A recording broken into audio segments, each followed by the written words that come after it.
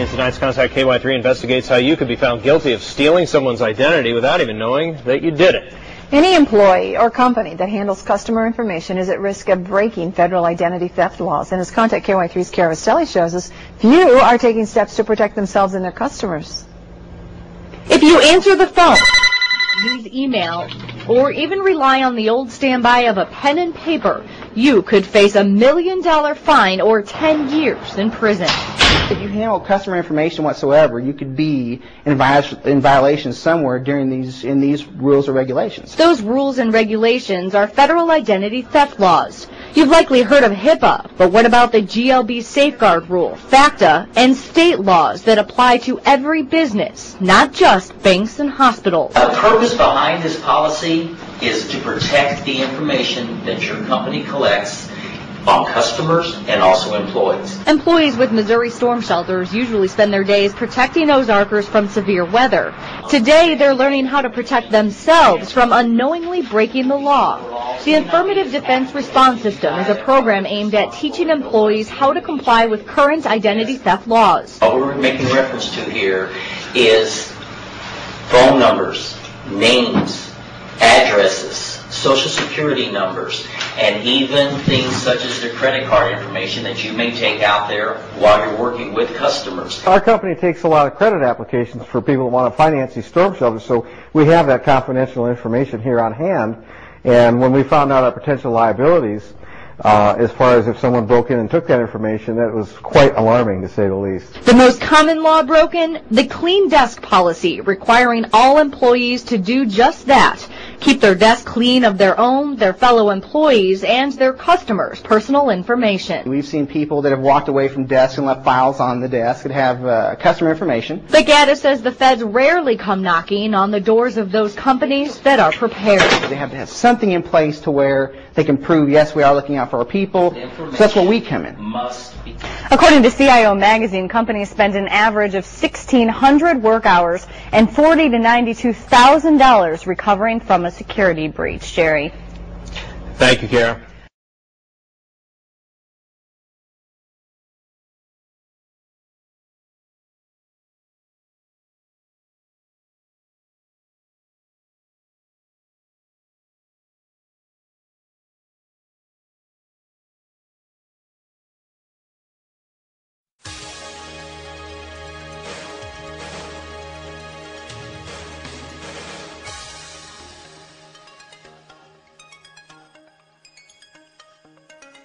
Most of us think of identity theft as a high-tech crime, but experts say one of the most common methods criminals use is also one of the most simple. Take a look. Why you have my number, Social Security? Juana Alfonso was angry to learn we had her personal information, and she was even more unhappy when I told her where we'd found it. I found that piece of paper in a dumpster. Somebody threw my Social Security in the dumpster? The Justice Department says dumpster diving is one of the most common ways criminals steal your identity.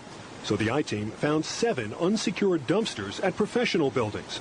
In just under an hour, we filled our van with trash.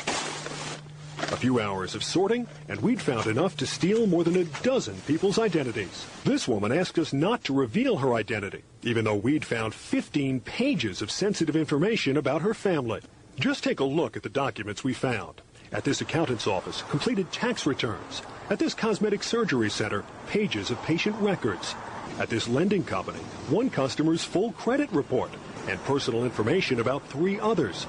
And in other dumpsters, everything from copies of credit cards to checks complete with routing numbers.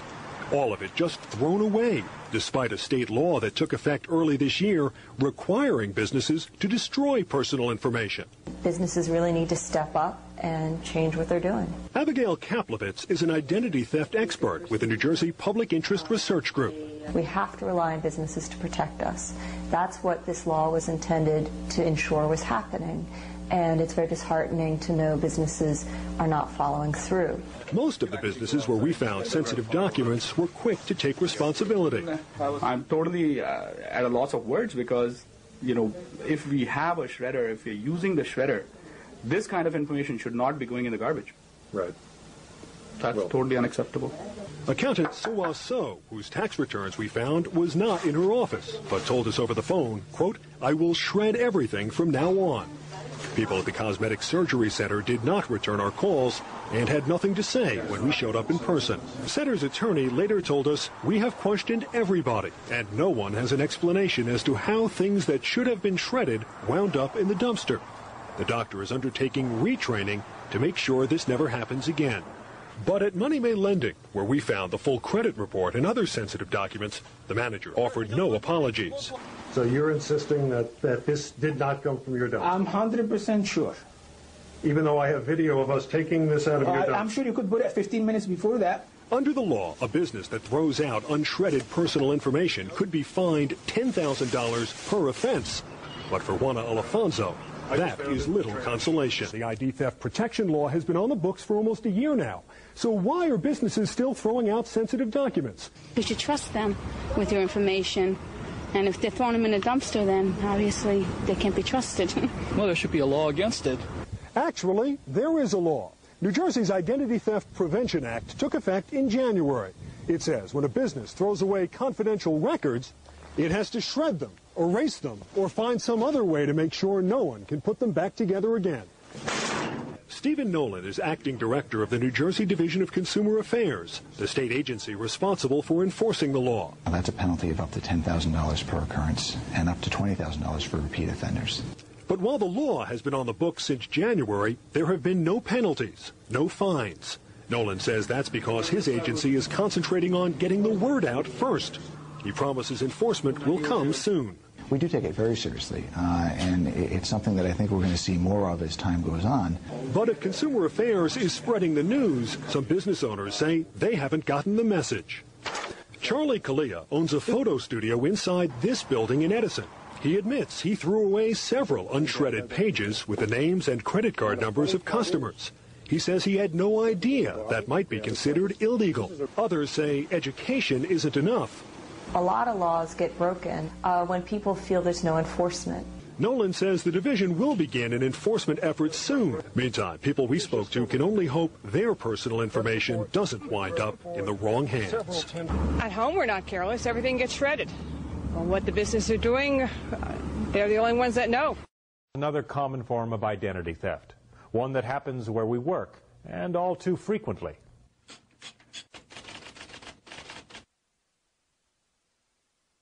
IMCC, the Industrial Manufacturing Component Company, is one of the biggest employers in the town where they're located. They have more than 500 employees. As an old line manufacturer, their executives are well paid. Occasionally, the company adds on temporary employees to get through their busy seasons or to help complete special projects. June Phelps was a temporary employee hired to help with a large government contract that the company only had a short time to complete. But the employment director had no way of knowing that June was about to wreak havoc in this cornerstone of the town's economy. June was a criminal who sold sensitive information to identity thieves whose mode of operation was to prey on large employers. As a highly qualified office worker, June was able to gain access to seemingly harmless company records. She found sensitive personal information about employees, including the company's top executives. From their payroll records and employment files, June was able to obtain salary information and Social Security numbers. She profited by selling this valuable information to a criminal organization. Because of the time it takes for billing statements to reach the victims, the criminals knew they had about a 30-day window in which to commit their crimes. So they quickly ran up credit card accounts and financed major purchases. They purchased cars, then resold them in foreign countries. Using the executive's excellent credit history and income information, they were able to borrow substantial amounts of cash. Scores of credit cards were applied for and issued both through the mail and online. By the time the victims got wind of what was going on, hundreds of thousands of dollars had already been lost. The result was that these effective executives were traumatized, and the impact on the company was significant. Time that would have gone to developing business was diverted to repairing the damage. Plus, there were issues of company liability, and the executives could have sued for damages. However, in this case, they elected not to seek recourse. The amazing thing about this case is that there are so many simple steps an employer can take to protect their employees' and customers' records.